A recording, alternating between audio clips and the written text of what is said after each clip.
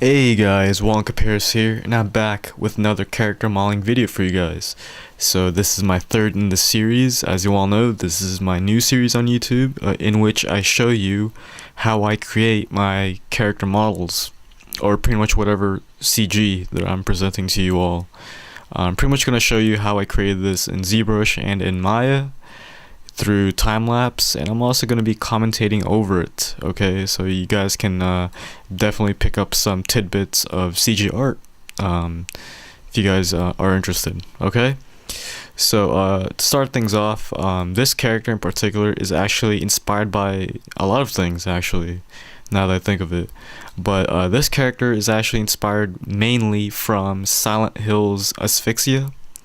For those for you Silent Hill fans out there, you guys will know exactly what I'm talking about. For those of you who don't know what I'm talking about, Asphyxia is pretty much a creature in Silent Hill Homecoming, I believe. It's a creature that is composed of female bodies, so I'm pretty sure you guys can get an idea of what my creature will look like, as you all saw in the intro of this video. That's pretty much mainly where it's inspired from. In terms of the human centipede, I got a lot of people in my campus telling me that it looks like the human centipede, which is quite funny. The reason why people see it as the human centipede is pretty much how the creatures are connected. Okay, this is pretty much one creature that I'm creating, but in this case, it's composed with multiple bodies. So I pretty much connected those bodies through, similar to how the human centipede, through the mouth to anal procedure. So if you guys have seen the movie, you know exactly what I'm talking about.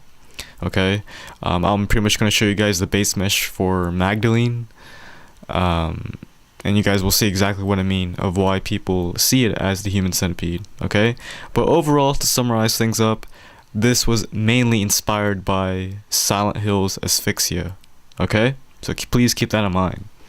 So in terms of character bio, this actually does not have a character bio behind it. In terms of Silent Hill, this is a creature. If I was in Silent Hill right now, like if I was one of the main protagonists in Silent Hill, if I were to step into that foggy town named Silent Hill, I'm pretty sure you guys know what happens, right? The creatures in Silent Hill are pretty much creatures that were brought from the mental mind of the person who enters the town, if that makes any sense. I think that's how it goes. So pretty much Magdalene, this creature that you guys are about to see right now, this is pretty much a creature that was born from my head. In fact, the symbolism behind this creature is actually all about my beliefs of purity and innocence. Okay, that's pretty much what this creature is in a nutshell. Alright, so this character right here, this is it doesn't have the character bio, but it does have symbolism. It's quite short, actually. You guys can totally read about it in the description below.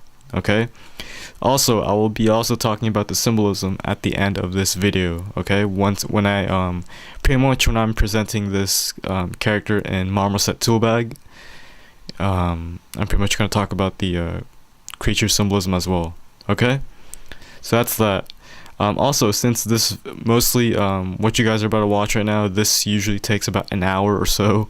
My CG modeling videos here on YouTube, these actually take a long time. So, but no worries. There are always chapter skips in the description below, as always. So please check those out. I'm not expecting you guys to watch all of this, but if you guys end up doing it anyways, thank you, I guess. You guys have a lot of patience. Alright, so please, chapter skips are always in the description below. Okay, to start things off, let's look at some creature references. Okay, so this is the creature that I was talking about earlier, the Silent Hill Asphyxia. I believe this is the only reference image I have. Yep, that's the only image. But yeah, this is what I'm talking about. You can obviously tell that this is a creature that was made from female bodies. So you got the breasts right there. This creature, in fact, doesn't have any eyes to begin with. All she has is a set of teeth and a mouth. She has hands on her clavicles, as you can tell right there. This creature is pretty much a grotesque mess. You know, I think this is the reason why I fell in love with the design so much.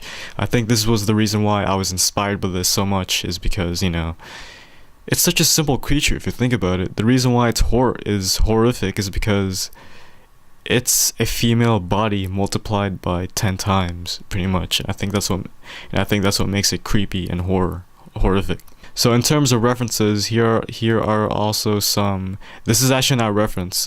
Actually, you know what? It is a reference. I pretty much used her face as the shape of the face of this character, Magdalene. You guys will see what I mean later on, once I actually use this image as a reference piece in ZBrush. Okay. Also, when I was designing Magdalene, I decided Magdalene to be like a twisted angel, pretty much. So what do all angels have other than a halo? They need wings, okay? And I realized I really don't want to make wings out of feather because it doesn't really fit in with the theme that's going on with the character, okay? So I can't remember when this occurred, but a couple of months ago, my cousin from the Philippines, he actually shared a picture on Facebook, and this was that picture, and I was like, whoa, I should totally use this as inspiration for Magdalene. So I came upon this brilliant idea of making Magdalene's wings out of human arms. Okay, they're not obviously going to be as detailed as this, but it's going to be pretty decent. Okay, you're obviously going to know that they're wings, but they're not going to be bunched up like this, okay? So that's pretty much where I got the wings from, the idea of the wings. Oh, what else? So here's a reference image on the anatomy of the wings, which I ended up not using because, you know, again, it's not going to be intricate like this, okay? It's pretty much going to be a very exaggerated arm that's pretty much going to make this, what is this called? The marginal coverts, I think that's what it's called. Like this piece right here, this is pretty much going to be one arm, and then it's going to branch out a couple of smaller arms, okay? So that's pretty much what my plan is. Other than that, I think that's it. Oh, here it is. Here's a perfect reference image of asphyxia. I believe this is a concept art on Silent Hill Homecoming. So you can obviously tell, you know, this is a really cool creature, and this was the main inspiration behind Magdalene. So I really wanted to do something like this, a creature that's made up of female bodies. Okay, mine's is obviously not gonna look like this. It's not gonna be as detailed as that, but they both have the same idea. And now that I look at it, this is actually pretty creepy. I didn't see this until now. Look at that. It's actually human hands instead of feet. So I didn't see that till now. So that's pretty cool, I guess. But yeah, this is asphyxia. So you guys will see. This is where you guys are about to see later on when I show you guys the base mesh. You're definitely going to see some similarities between you know, Magdalene and asphyxia. And I believe that is it. So let's start on the base mesh. Alright, so let's get these references out of the way and let's move on to the base mesh in Maya. So now we are in Maya, as you can tell. This is the base mesh for Magdalene. You don't really see any heads right here. Okay, so it's pretty much all welded together. And this was actually interesting to do in Maya because I had to think about the topological flow. So you can obviously tell that this is one whole entire piece. Okay. I also added some hands right here. So this is what I was talking about. This is pretty much the basis of the wings, the angel wings. That's made up of female arms. Okay, so this is pretty much that piece right there, and underneath it's gonna have arms. All right, so that's pretty much Magdalene base mesh, as you can tell. Let's remove the wireframe real quick and see what this looks like. So pretty basic, right? If you guys are wondering how I did this, I pretty much took my placebo character, placebo male to be exact, and I pretty much made him into a female. And that's pretty much what you guys are seeing right now. This is pretty much placebo male turned into a female. That's multiplied 5 times, I guess. You guys will know what I mean in a sec once I show you guys the process in which I turned placebo male into a female in ZBrush. As you all know, this character, Magdalene, is a female, so I obviously need a female base mesh to begin with. Alright, so that's pretty much where I'm going at right now. Okay, so in other words, let us start on the creation of Magdalene. Alright, so here we are on ZBrush. I'm pretty much reposing this character. So to start things off, I'm pretty much, again, I'm making my placebo male in terms of CG, not the mask. I'm making my male base mesh into a female. This will save me a lot of time, and that's pretty much what I'm doing here, is I'm pretty much giving it some female proportions and whatnot, okay? And here's the part that's really interesting to watch, because you see how I pretty much turn a male face into a female, pretty much, okay? Again, I'm not aiming for perfection here, I'm just aiming for something quite decent. As you can tell, this looks pretty good for a base mesh, alright?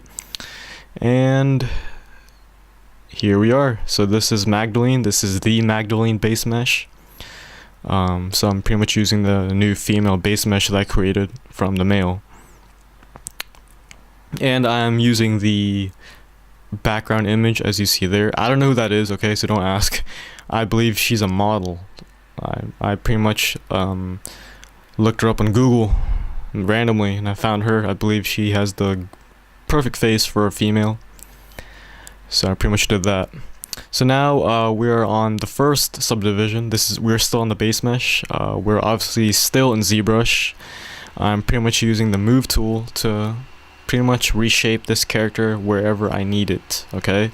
So as you can tell, a couple of seconds ago, I was actually adjusting the waist, definitely making it more feminine, making it sexy, I guess, if that's the word. But yeah, that's that. So I'm making some minor adjustments right there around the anal area, making it look bulky, as if the those three kneeling figures right there are welded together, pretty much, and that's what they are. This is one whole creature. This is one living organism. This isn't, you know, 5 separate people stitched together. Okay, so this is not like the human centipede, pretty much. This is one whole creature. Also, for those of you who are wondering how I made the kneeling figures right there, again, I pretty much used the female placebo model, the female placebo base model, and I pretty much repositioned it in ZBrush using the transpose master, which is extremely easy to use. It's a good way to pose, you know, your meshes. Alright, so that's pretty much how I did that.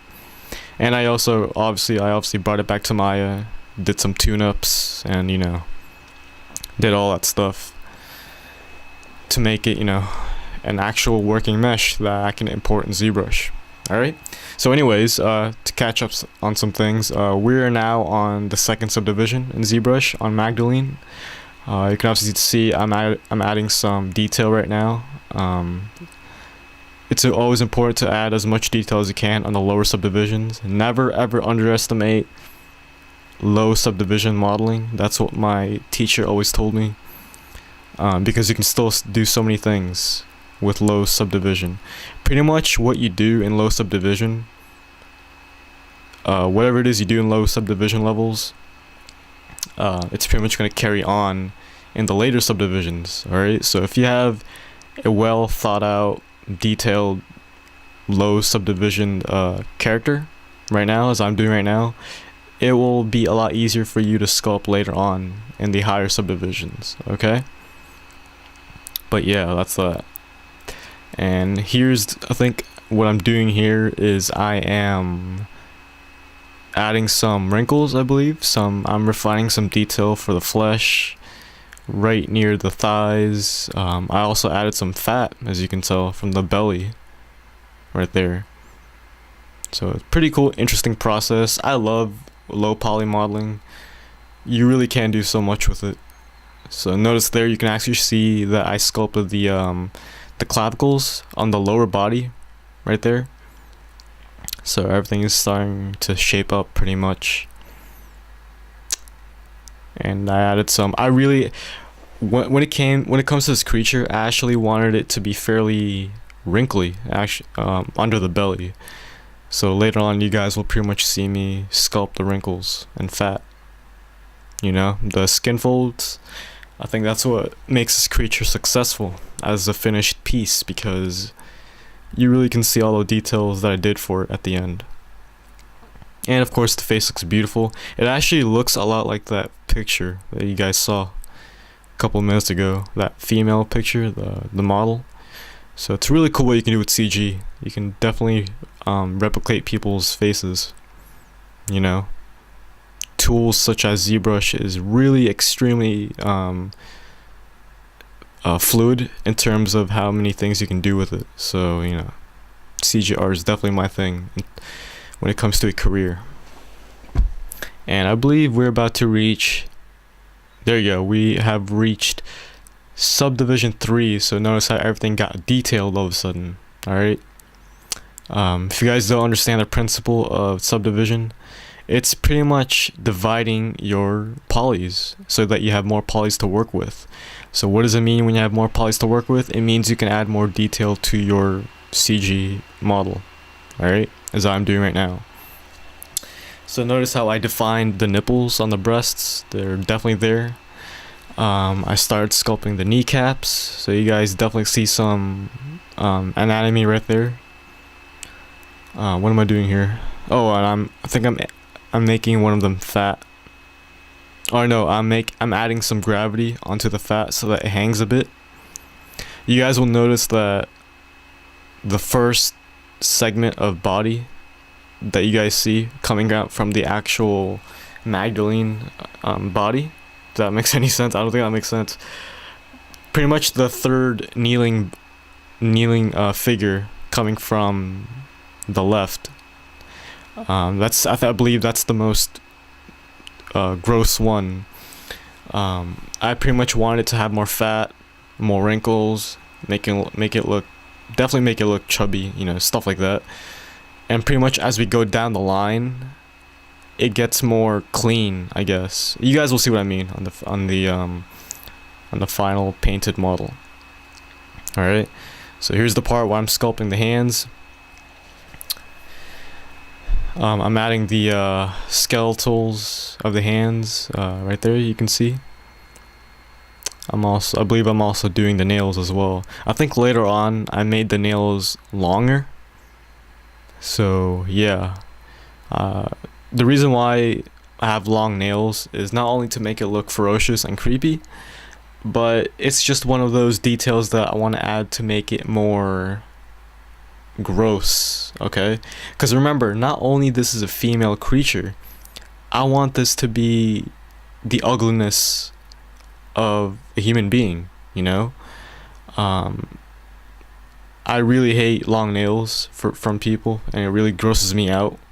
So I decided to add that to this creature to add more to the perverseness of the style. Okay. So right now what you're looking at is I've actually added some more detail on the body themselves. I'm making the breasts more plump, I guess, instead of it looking like a square. Because I remember in the base mesh when I extruded that from the male placebo, it was a bit too, you know, the shape wasn't really defined, so I pretty much had to fix that here in ZBrush and the higher subdivision levels. So as you can see here, I'm adding more detail on the melded hands to make it look, you know, more flesh. The reason why I did the figures like that and make them kneeling down with their hands, I was about to say tied behind their back, but in this case they're not tied, they're actually one piece. The reason why I made this is to add more to the sex slave kind of feel, if you guys know what I'm talking about. It really gives off the atmosphere in this creature that this creature is really not about innocence. You know, this creature is all about sinning, you know, doing all this nasty stuff to themselves. I really wanted to get that look. and I believe I achieved that in the ending, in my opinion, of course. But yeah, that's that. And I also wanted to give the extra figures mounted on the back more helplessness. So as you can obviously tell, they're not going anywhere. They're all one piece, and everything's looking good. Look at that low poly detail right there. Everything's starting to shape up in terms of details. You know, you got the fat right there. Everything's pretty much anatomically correct, in my opinion. So the face is actually something I haven't really touched yet. I did some tweaks on it, but I haven't really started sculpting yet until now. So you guys can obviously tell that I really want the face to look not only more female-like, but really, I want to say, I don't know if this is the right word, kinky. I really wanted her to look beautiful, but at the same time ugly. So she actually has two sides. The right side and it ends up becoming the ruined side, while the left side is the beautiful side. Okay. But yeah, that's that. So you can obviously tell I'm actually doing the ugly side first. Right now I actually had no idea what I was doing, so I'm pretty much concepting it as I go, seeing what works, seeing what doesn't, fixing it later on. And yeah, but now we have reached subdivision 4, and I keep getting Facebook notifications. Especially at this time of night. It's a bit weird. I'm pretty sure it's someone from the Philippines, because there it's actually in the afternoon, while here it's freaking 3 a.m. in the morning, and I have class later today, so I have to get this commentary all finished. But yeah, that's that. Alright, back to character. For Magdalene, I'm pretty much going over the fat, pretty much the details that I did on the lower subdivision levels, as you can tell. And that's pretty much how you work in ZBrush when you're doing subdivisions. When you're subdividing, that doesn't mean move on to the next set of details. You actually have to go back to every single detail that you did on the previous subdivisions and refine them as you wish. Okay? That's how you get the really good quality details later on, especially when you export it out as a normal map. Okay?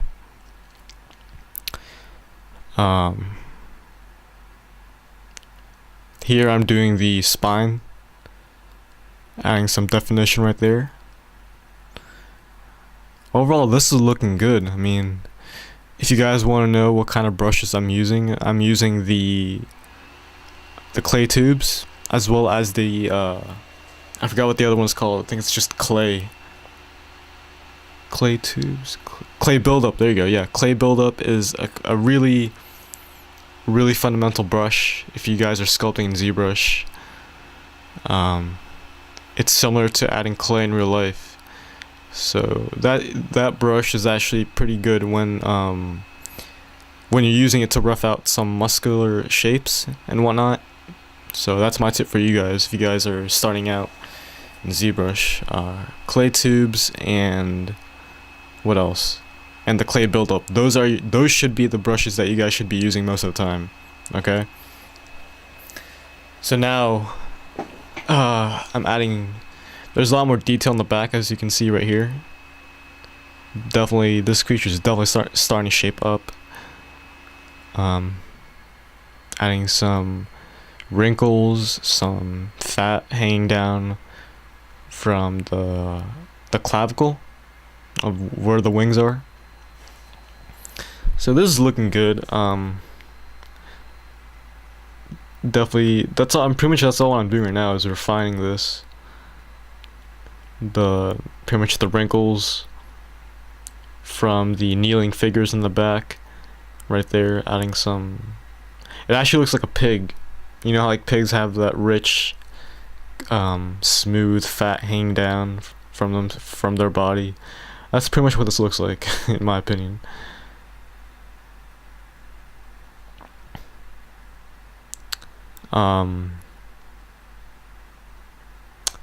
What else should I say? I mean, also oh yeah, forgot to mention this.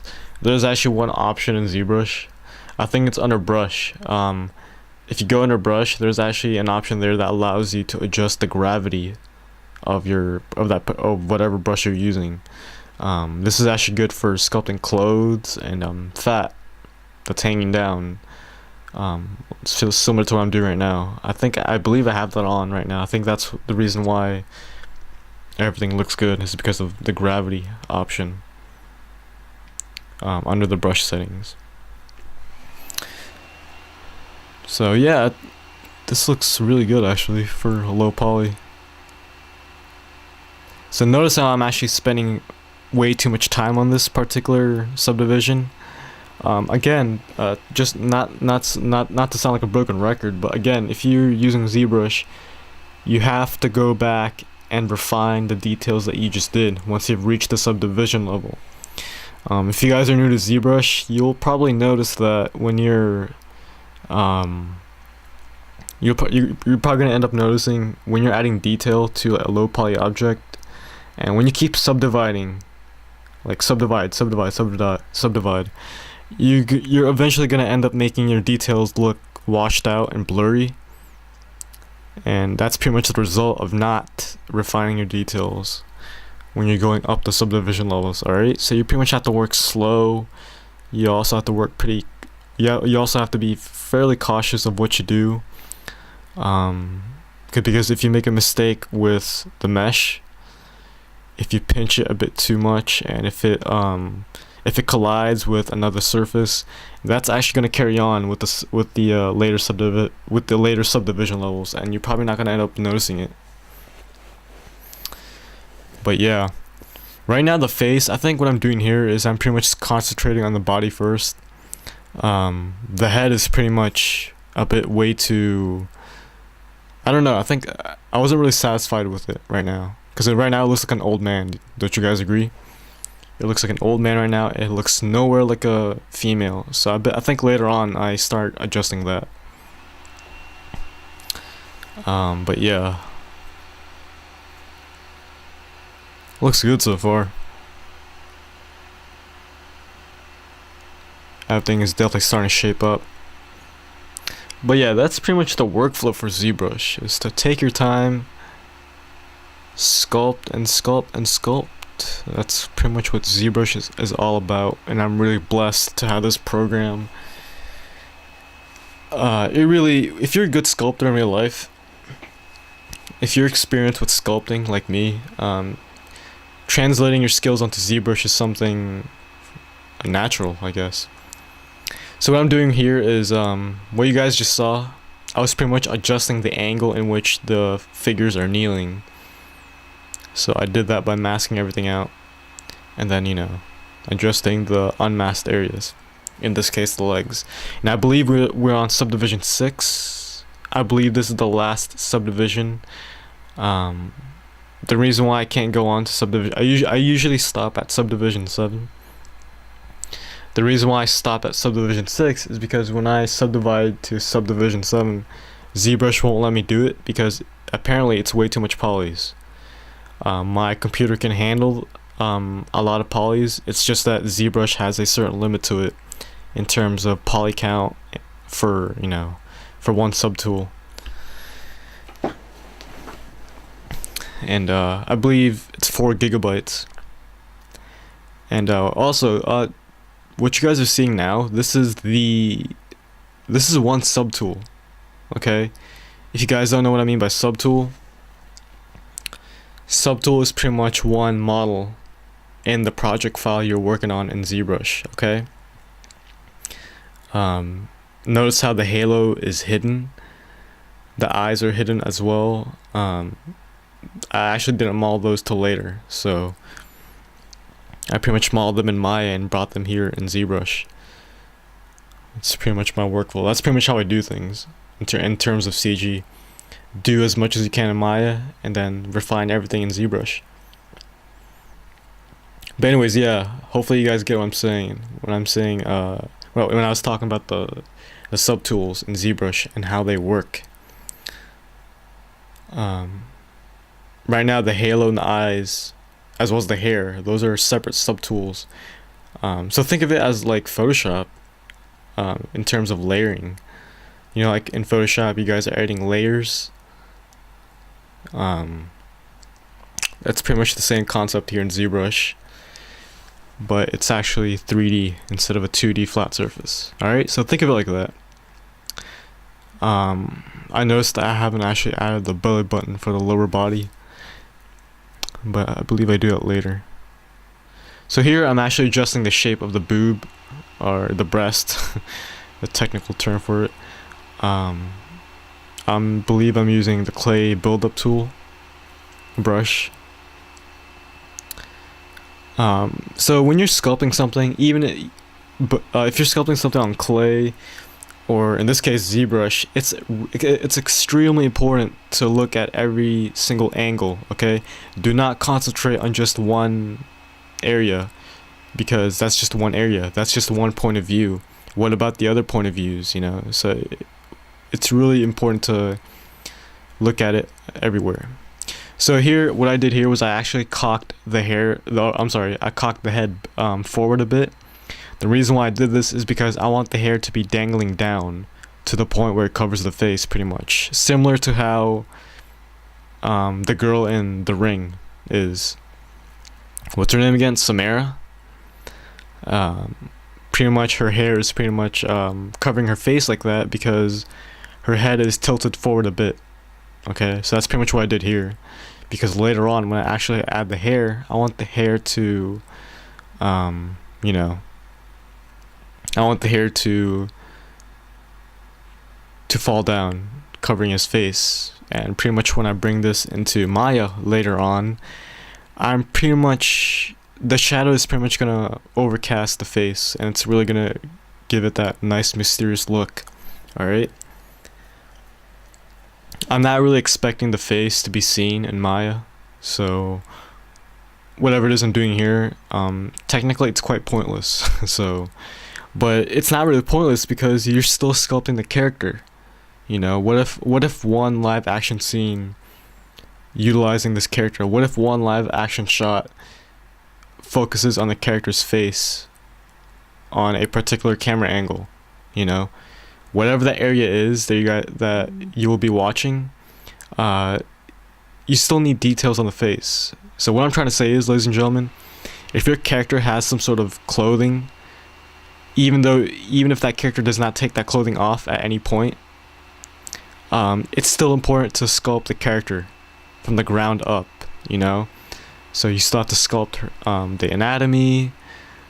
So later on, when you do the clothing, even though the clothing is going to hide all the anatomy you've done, it's still extremely important to complete the character, you know? But yeah, that's that. Right now, I am adjusting the jaw on the female head. Right now, I think it still looks like a female. I think it's the lips, because as you all know, there you go, see, I'm adjusting the lips. As you all know, female lips, they're actually much more squeezed in and fat. I think, like, for example, Angelina Jolie's, I think that's the perfect example. Angelina Jolie's lips, that's like the typical female lips. They're much more squished in. So here I'm actually adding the details on the face, as you can tell. This is the part where I'm having fun when I'm detailing the face. I'm pretty much using the Damien standard tool without brush. Why do I keep saying tool? It's actually a brush. The Damien standard tool is a really fundamental brush when you guys are in the later stages of your character modeling. The Damien standard brush is pretty much a brush that's designed to carve in. Okay, so it's pretty much, if you think about it, that's like the perfect tool when doing wrinkles, cracks on the skin, you know, wounds, anything like that, scars. The Damien standard tool is the best brush for that. Okay, so please use it, or please use it when you're using when you're in the stages of your modeling, when you're doing the detailing. That brush is definitely going to help you out. All right, So yeah, this character's starting to shape up. Just adding some more detail. At the same time, I actually didn't want this to become too detailed in terms of wrinkles. I still really want it to look like that, you know. I still want it to look like a young female in her 30s, maybe even her 20s. I really didn't want this to become a bit too wrinkly, make it look like an old woman. So I tried avoiding that. Yeah, I believe we're done with this sculpting. I believe we're about to go to the painting stage, I think. Probably not. I'm not sure. Yeah, okay, yeah, never mind. We haven't gone to the painting stage yet, but we have reached the next subdivision. I'm sorry, I think what you guys just watched, those past couple minutes, I believe that was subdivision 5. So sorry about that. Sorry for the confusion. We're technically now on subdivision 6. Yeah. We are on subdivision 6. I can tell. So if you guys want to know the poly count for this one, I believe it's like 50 million polys, which is a lot of polys. I think that's the reason why I can't subdivide any further, because that's obviously going to make it even more polys, and ZBrush cannot really take that despite my computer's awesome specs. So yeah.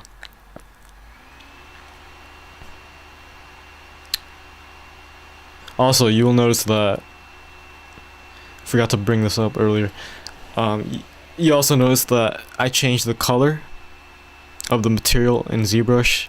The reason why I did this is so that I have a good visual of what this will look like in the end. So I pretty much made it skin tone right here, as you can tell. I also added the halo up top, so you can definitely see the halo.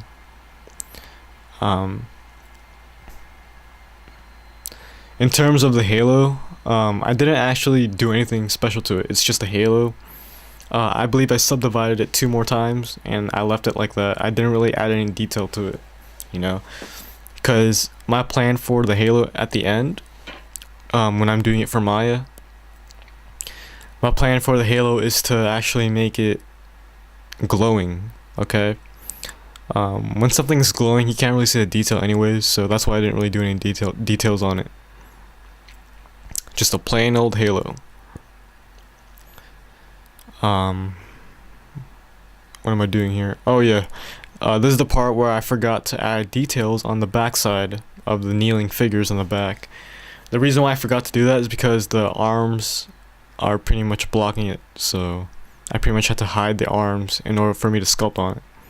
And that's pretty much what I'm doing here. So I pretty much did the Control Shift drag. That's how you hide things in ZBrush.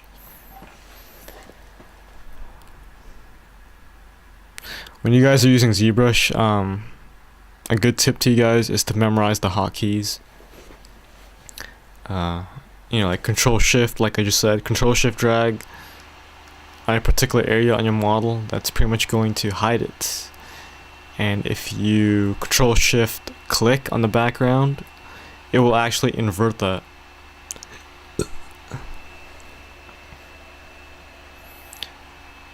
So now I'm doing more details on the face. This is definitely looking good so far. It looks badass. It actually looks a lot like a worm. Have you guys like ever encountered like a huge caterpillar? You know how like caterpillars have those segments on their bodies, and those segments actually make them have distinct wrinkles. I don't even know if you consider them wrinkles. That's what this reminds me of. When you see the detail on those kneeling figures on the back. Looks like a worm for me.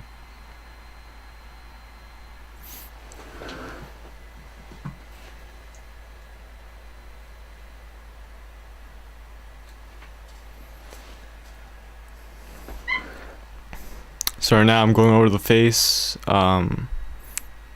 Definitely, I was really anal on the face because female faces are actually pretty hard. You know, you just have to know the fundamentals of what makes a female a female.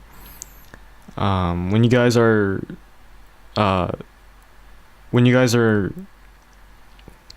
doing females, the number one rule when you guys are turning something into female is making things not too pronounced, like not making things a bit too structured, like a male.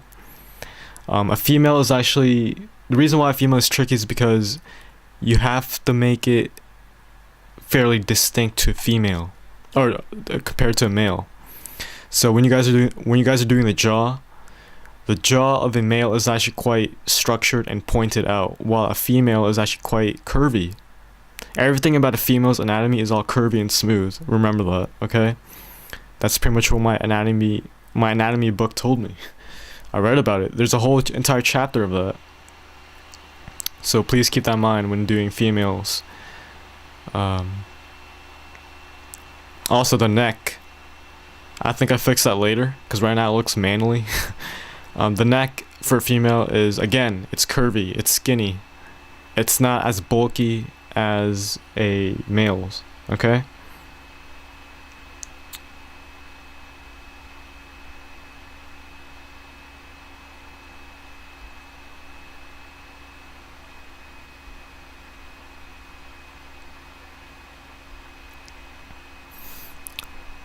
My voice is seriously like sore right now. Oh yeah, I didn't actually. For those of you who are looking at the belly, you will notice that she's actually pregnant. I made her pregnant. It's a similar reason to the nails. I really wanted to make this creature gross. You know, I'm not saying that pregnancy is gross. I'm just saying, like, I really wanted to give this creature like a prostitute, whore kind of concept to it. So, you know, that's why I made her pregnant. Again, I'm not, you know, not that I'm saying pregnancy is ugly. I'm just saying, if you think about it, I'm pretty sure you guys have seen some prostitutes in movies or TV shows that are pregnant. You know? Like, how disgusting is that? They give their bodies to a lot of men, and then she ends up becoming pregnant. Like, I bet you she doesn't even want the baby in the first place. And I think that's what pisses me off, you know. And I really wanted to project that into this character. So pretty much all the things that I hate about a female are on this, you know. What am I doing now? Oh yeah, I'm adding the details on the hands, because there's actually going to be a lot of hands in this one. So my plan here is actually to make every single hand detailed and then just copy it over. I think you'll see that later on when I do this. What I actually did was I actually took this whole entire model, went down to a lower subdivision level, and I pretty much welded the low poly arms into the wings. That's pretty much how I made the wings. That's something I didn't want to do at first, because remember, you have to realize this is not just, you're not just sculpting. You have to realize you have to, when you guys are merging something in Maya, you have to realize your topology has to be good. It has to have a good edge flow to it. You can't just, you know, combine it. You actually have to make everything in one piece, make all the quads work, you know. So you guys can also tell here, I tried to do that. I don't think it worked out here. So notice what I'm doing right now. That's pretty much how I made the wings. And notice how it's all subdivided right there. So I tried doing the insert mesh tool brush. Again, I said tool, it's actually a brush. I tried using the insert mesh, that actually didn't work out. Oh, I'm sorry, I think that's what I did here. Is the insert mesh, right? Weird. Yeah, I pretty much took everything to Maya, did what I can with the topology there, brought it back in ZBrush as a base mesh, and projected the details from what you guys are seeing here to that model. It's really hard to explain. I really can't explain it without showing to you guys, but that's pretty much how I got the angel wings. I pretty much, in general terms, I pretty much duplicated the hands that I already made. So right now I'm doing the palm, adding some mass right there so it doesn't look flat, and that pretty much serves the basis of the wings.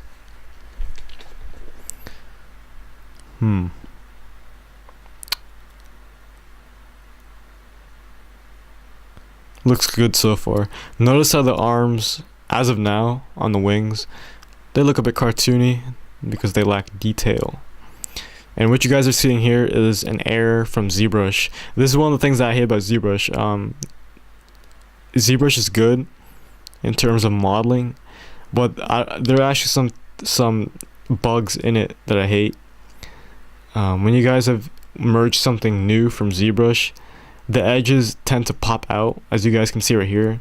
I actually subdivided. I moved up to the next subdivision level, and the edges on the arms themselves, on the wings, they just popped out and exploded. And I believe I struggled with this when I was doing this in ZBrush a couple of weeks ago. I struggled on this because no matter what I do, they kept popping out. And I realized that it was actually the edges and the actual mesh that's doing that. So yet again, I have to go back to Maya and, you know, fix it, and then bring it back to ZBrush. You see, ZBrush may be the king in terms of sculpting and detailing, but when you're trying to fix a model, it's best to do it in Maya and then just bring it back to ZBrush. So here I'm actually doing the details on the arms.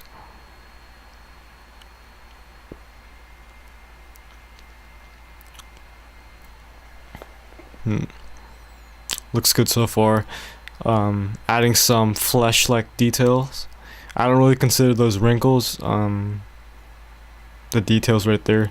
It's just my way of transitioning from one limb to another in this creature. So definitely looks grotesque. Can you imagine seeing this creature in real life? Like, I mean, there's nothing. The reason why it's scary is because it's a female that has a lot of limbs and body segments. You know, there's nothing evil about this creature actually.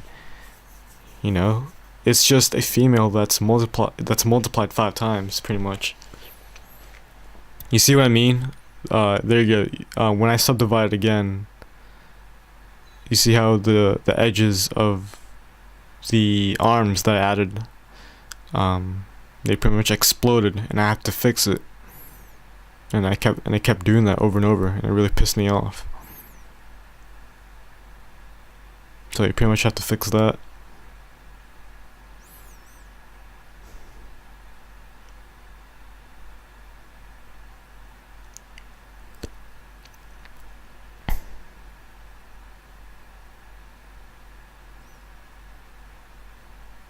I think here,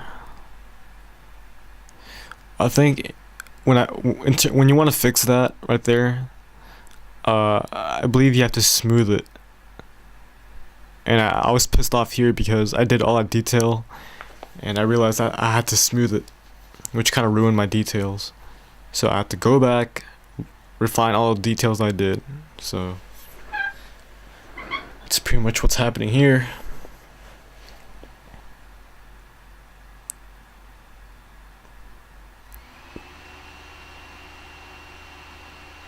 There you go. Now everything's starting to look good.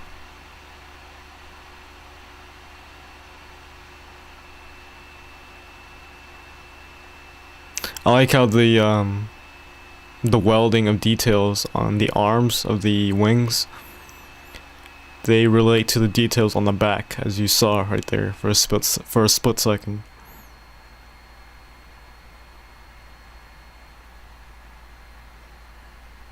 And we're just about to finish up. Later on, I believe I started doing the hair. It was my first time doing the hair on ZBrush using fiber mesh. Fiber mesh I actually had fun doing that. So let's watch it in time lapse together. You pretty much gonna see me style the hair, you know, doing all that things. I actually had to watch a tutorial on it on Digital Tutors. I had to watch a tutorial on it because I had no idea what I'm doing when I was doing the hair. But above all else, I think it was a decent job for my first time working with hair.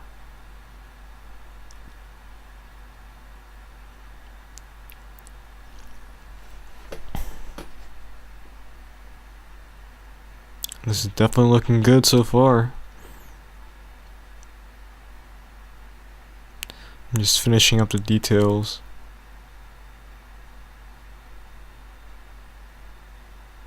Definitely look at that view. Look at all those wrinkles, those you know, fat rolling down. The flesh details. That's always my specialty as a sculptor in ZBrush.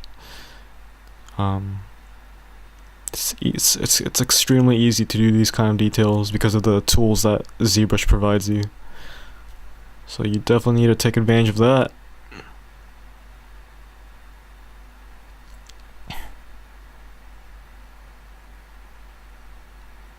You see again?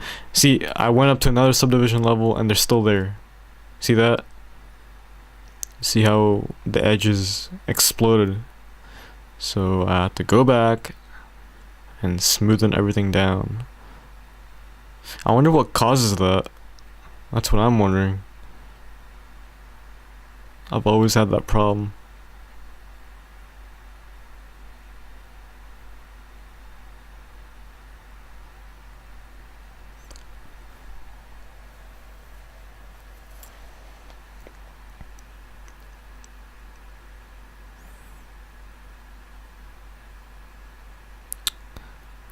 And here's the part where I'm adding some fine wrinkles, some subtle nails right there.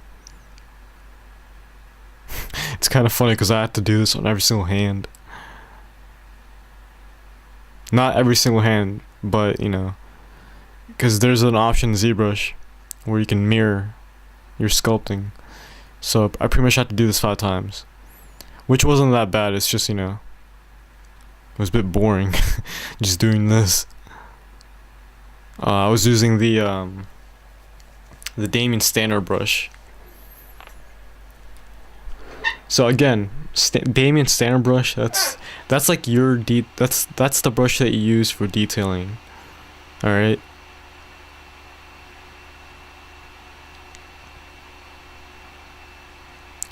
So everything is there. Looks good so far. And we're about to see the footage in which I start doing the hair, and I believe it's gonna go by real fast. So let's just start talking about the hair now. Again, the hair was done on ZBrush, same program, using fiber mesh. I've never worked with hair before. I believe I did a decent job.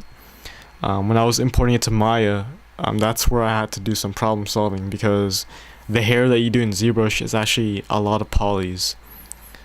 So, I mean, I was still able to import it in Maya, but Maya started to slow down, so I had to decrease the hair. And I believe we're done with the model. We haven't textured it yet. Notice how there's no blemishes everywhere. Later on I started adding pores and stuff like that, but that's later on. So now we're doing the hair. Check this out, look at this. This is fiber mesh. This is pretty much what I got from the tutorial. Pretty much the tutorial, they want you to, when you're working with hair in ZBrush, it's important to keep it in a ball, as seen right here, and to keep it in sections so it will be easier for you to style later on. That's pretty much what I got here. See how this is really entertaining to watch. Like, look at all those strands of hair that I had to style, you know. Really cool stuff for ZBrush. So here I was actually having trouble because the hair was going through the mesh at the back. So I had to make it look like it's obeying, you know, gravity as well as the collision. It's kind of interesting because the brushes that you use to do the hair, they're actually called grooming brushes. It's quite funny. You're actually grooming the hair for your CG character. But above all else, this looks good though. I mean, look at that. Remember, this is ZBrush, so what you guys are seeing here, it will not look like this in terms of detailing in Maya, okay? It's gonna look nowhere near Maya. Right now you guys are seeing the face fairly well underneath all that hair. In Maya, you guys aren't gonna see the face at all actually, because of the lighting situations that I'm gonna use later on. What are we doing now? Okay, if you guys look closely, if you guys are watching this in 1080p, hopefully you guys are watching my videos in 1080p. Right now I'm actually texturing everything. So I'm adding some blemishes, some skin pores to make it look natural. Also to break away the smoothness of this CG model. So I added some. I actually got that texture right there from an elephant. The rough skin of an elephant. I added that there. So here's what I was talking about earlier. I wanted the belly to be all rough. You see those three figures kneeling on the back? Their belly is a bit rough. So it really gives off that worm kind of feeling to it. So here's the texturing stage. Notice what you guys are seeing here. Notice how everything just happened within a couple of seconds. I was using the Z app link in ZBrush that allows me to import the model in Photoshop and texture it there. So it's a really interesting tool to use. To me it's a lot better than the Spotlight tool in my opinion. Of course, both the Spotlight tool and the Z app link plugin in ZBrush, they both have their advantages and disadvantages. But if you guys are asking me right now, Z app link is the way to go if you want some realism. Notice here how everything looks realistic in terms of color. The reason why it looks realistic is because I actually used skin flesh. You know, I actually used pictures of people's skin in order to texture this. That's how it has all those skin tones in it. So that obviously saved me a lot of time. So right now I'm pretty much adding on to the layer of coloring. Definitely darkening up the wrinkles so you guys can see them later on in Maya. I colored the nipples there, I think. Yeah, I'm pretty much just doing all this, adding more tones to skin, darkening up the areas, lighting up the areas wherever they need to. This is the fun part, is adding color to it.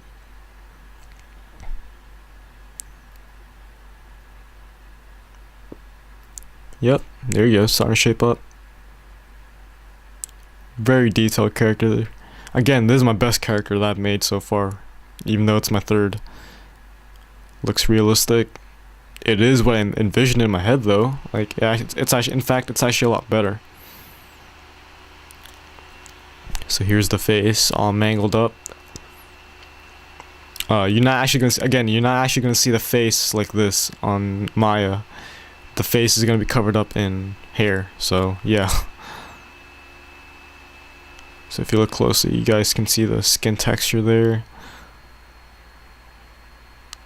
Definitely looks real in terms of skin tone. So I'm definitely proud of that.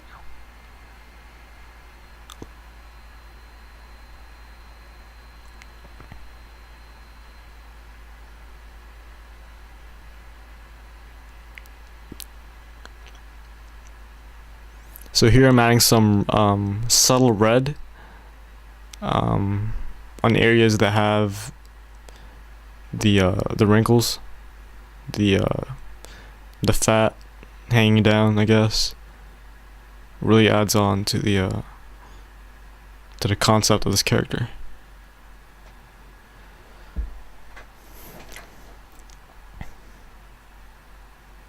I really love the color palette that I'm doing right now. This looks amazing. It's a combination of a lot of colors. And that's pretty much what skin is all about. It's not just one color. It's not even 3 colors. It's actually like 5, 6, 7, 8, 9, 10, 13. So here I'm adding some white on areas. So it's pretty much the opposite of what I was doing early on.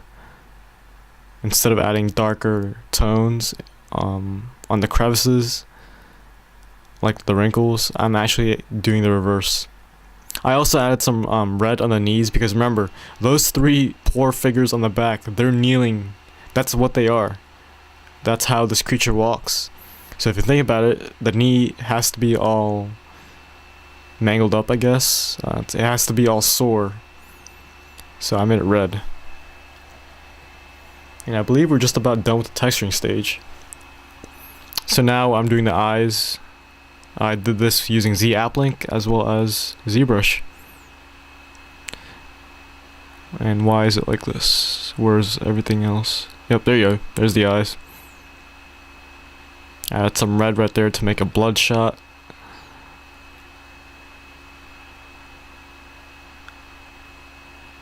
And here we are. This is the turntable for ZBrush, which you guys are looking at now. This is the final finished rendered turntable on ZBrush. Okay, this is the keyword. The keyword is ZBrush. The reason why I'm making a big deal out of this is because when you're rendering it in Maya, you obviously see a huge difference. Okay, Maya Mental Ray obviously uses a different rendering system than ZBrush. So this is what it looks like in ZBrush. You guys can obviously tell that it looks a bit cartoony. Well, I don't really have the right to say that because you guys haven't actually seen it, and you guys haven't actually seen it rendered in a Mental Ray yet, so I can't really be the judge of that. But right now, overall, it looks good in ZBrush. This is just a quick turntable of the sculpture done in ZBrush. So now let's go to Maya and see this beast in Mental Ray. So here it is. This is actually going by really fast. I should have added more frames to this. But what you guys are looking at, that's the textured, and now this is the ambient occlusion. Remember, ambient occlusion is a type of shadow that brings out the detail. Okay, so that's all the details that I did from ZBrush. It actually looks pretty realistic if you think about it.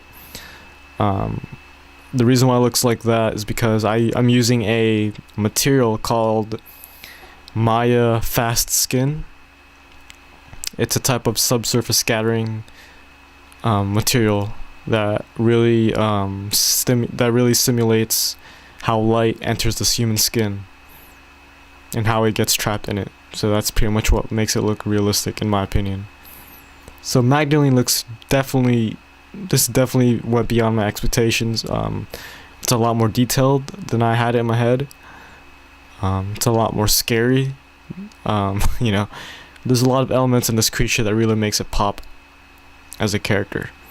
And I really cannot wait to rig this soon. Alright. And next time the turntables that I'm going to do, it's not going to be this fast. This is really bothering me right now. I should have made it like at least 8 seconds maybe. 8 seconds for it to fully turn around. Maybe 7. But I'm pretty sure you guys get a good picture of this.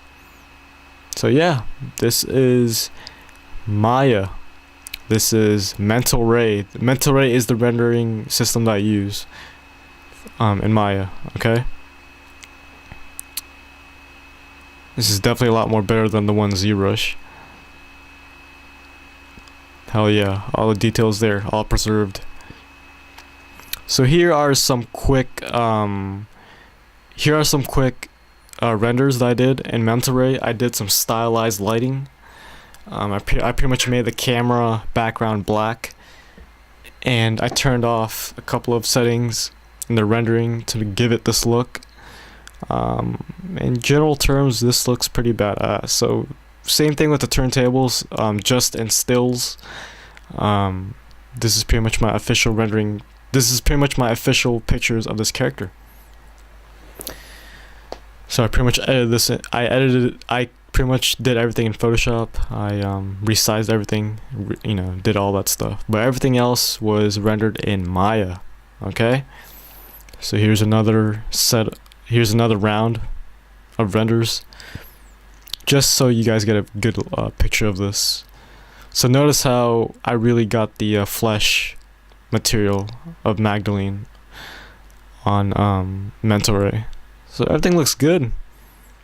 The face is definitely mangled up like I did in ZBrush. And this one, the textured version, you really can't really see the face, and that's because of the shadow that the hair does. Okay, so now let us move on to the part on every character modeling video that I do, in which I showcase the model itself on this program called Marmoset Toolbag. Alright, so let's head on to that right now. Alright guys, so here we are on Marmoset Toolbag. Okay, so it's been a while since we've actually came upon this program. The last time we were in this program in particular was back in the first character modeling video in my playlist, and I believe that was character model number 1, Edward Skinner Gennard, if you guys remember that. So to keep things fresh and to remind you guys, if you guys forgot what this program is all about, Marmoset Toolbag is pretty much a program that allows you to showcase your character model in real time. As you guys can obviously tell, this is in real time. This is not a video that you guys are looking at right now, so I'm pretty much free to do whatever I want. So for example, if I want to move this spotlight that I have right here, you see how everything is all rendering in real time. I really don't have to render anything drastic. Like, it's all like, I think this is how they do it in terms of video games. See how the shadows are reacting to the light, and I'm moving the light. So this is really interesting stuff to play around with. So this is what Magdalene pretty much looks like under stylized lighting under this program in real time. So yeah, right now, what you guys are looking at right now, this is probably the quality that you'll get if you included Magdalene in a video game, pretty much. I can even show you guys what this looks like inside this program. Hold on a sec. Let's go under here in this menu. Is it view? Yep, it's view. Check this out. So this is what it looks like. This is the wireframe. Notice how it's all triangles, and that's pretty much what this program does. Is if you have a 3D model that's all quads, it will actually convert it into triangles. I think that's how they do it in video games. They don't actually use quads in video games, they actually use triangles, as you guys are looking at right now. But yeah, that's that. So here's Magdalene, really creepy.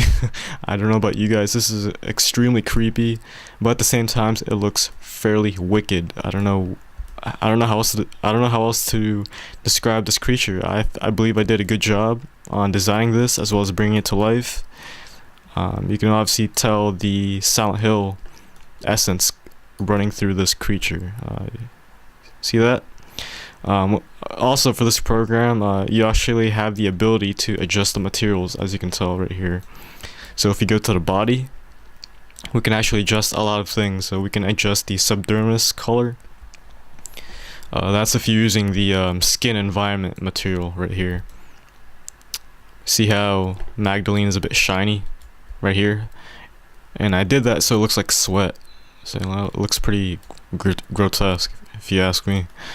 But that's that. This is Marmoset Toolbag. That's pretty much what this is in a nutshell. So let's actually talk about what this creature is all about, shall we? So let me play around with the lighting while I talk about the symbolism. Alright, yeah. But anyways, here's Magdalene. For those of you who are wondering why I named it Magdalene, if you guys are Catholic like me, you guys should know who Mary Magdalene is in the biblical, in the Bible, pretty much. Mary Magdalene is pretty much technically the first prostitute. There are some speculation that she wasn't the first prostitute. It was pretty much a nasty insult given to her. Okay, why? No one really knows. Okay, I don't even know. You guys can probably research it, and you guys can probably find the answer for yourself. But above all else, she is considered as the first prostitute.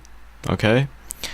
We don't know why, but if you guys watch the Da Vinci Code, you'll probably change your mind about Mary Magdalene. Alright, but anyways, enough of that. We're getting sidetracked here. The reason why I named this Magdalene is because Magdalene is the perfect name for a woman in which you question her purity, you know, her innocence. Okay, the reason why I named this Magdalene yet again is because you don't really know if Mary Magdalene is innocent. You know, the fact that she's a saint, but yet she's a prostitute, that doesn't really make sense, does it? How can you be holy when you're a sinner? You know, that doesn't really make sense if you think about it. So I think that was the perfect way to illustrate this character in terms of her name, Magdalene. It is such a powerful name. Again, it questions one's impurity and innocence in this world. Okay, so that's why I chose it. The fact that this creature stands for my strict beliefs and personal beliefs on innocence and purity, I believe Magdalene is the perfect name for her. Okay, so what I'm trying to say is, ladies and gentlemen, there are some people out there in life. In fact, most people that you meet in life are not exactly what they say they are as you get closer to them. Okay. That's pretty much life. People change over time. You know, people betray you, they turn their backs on you, they break your heart. That's life in general, okay? I'm not trying to be pessimistic, but that's the reality of life, and that's pretty much what this creature is all about. It's pretty much that one person in your life in which you think is responsible for giving you happiness, but then all of a sudden they invert it. They pervert it. Like, it's not really, you know, light anymore. It's pretty much darkness. It's not really good anymore. It's pretty much evil. And that's pretty much what summarizes this character in a nutshell. Okay, the fact that Magdalene is practically an angel from a distance. So if we actually zoom out a bit, in a way, to a certain extent, it looks like an angel. But once we get closer, it's actually not an angel. It's pretty much this gross, twisted creature that has a halo and female arms as wings. So I pretty much took the image of an angel and reversed it, pretty much, if that makes any sense. I believe everyone has their own kind of impurity in life. No one is really innocent, okay? Everyone has their own type of gross, you know, attitude or opinions on somebody or something in life. And yeah, that's what this creature stands for. Hopefully you guys understand that. If you guys don't understand it, I have a really brief explanation of it on the description below. So you guys should totally check that out if you guys want. Okay, so that's pretty much the symbolism of this creature. Alright, really interesting. I really don't know what else to say. I believe I've said everything about this character. This is really awesome. Definitely my best character yet. Very challenging too. You know. But that's Magdalene. This is my third character model. I will definitely have more for you guys as time goes on. This character modeling is something I really want to pursue as a career. If not character modeling, then, you know, CG generalist. Definitely. Hell yeah. But yeah, that'll be it for this video, guys. Thank you for watching this. If you guys have watched this from the beginning all the way to the end, wow. You know, you guys are awesome. But yeah, anyways, that's it for this video. Please check out my website if you guys haven't already. That'll be www.juanfreakshowcaparas.com. And if you guys haven't already, please subscribe. If you're new to my videos, please subscribe. Check out my other videos. I'm definitely not gonna disappoint you guys on that in terms of content on my channel. So please subscribe to me if you guys want more videos like this. Also, please follow me on Twitter if you guys haven't already. That'll be twitter.com/evasaw13. I pretty much tweet every day, whenever I can, when I'm working on art, so you guys get a fairly awesome update on whatever it is I'm doing. Okay, I believe that's it for this video, and again, thank you for watching, and I'll see you guys on the next character modeling video.